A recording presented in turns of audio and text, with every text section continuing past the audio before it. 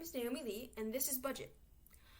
BudgeIt helps users easily track, manage, and visualize their income and expenses to achieve better financial balance and reach your money goals. BudgeIt is intended for teens and young adults who are beginning to manage their own money and want an easy, interactive way to understand their spending habits. For example, it mainly consists of HTML, JavaScript, and CSS. I use HTML to organize and display my content efficiently. CSS was used for stylistic features. Finally, we have JavaScript. JavaScript was very important because it helped to establish user interactivity. In order to run the application, I installed an extension called Live Server. Okay, this is the actual web application. As you can see, I've already entered in some of the data, but the first thing we need to do is configure the settings.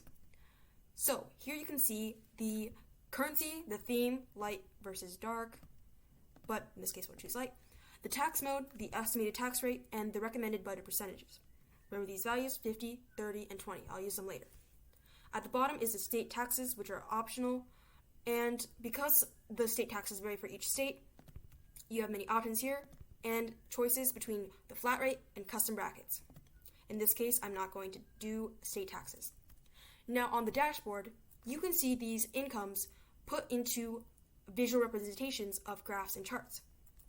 If you want to add an income, you can either do edit at the top, or you can add actions at the table below the chart.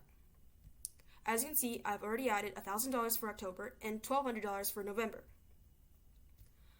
At the bottom, remember the 50, 30, and 20%? This is the allocation over time of needs, wants, and savings. For example, in October, I had $1,000, so 50% of that would go to needs, which is $500, 30% for wants, and 20% for savings. Now, although state taxes are optional,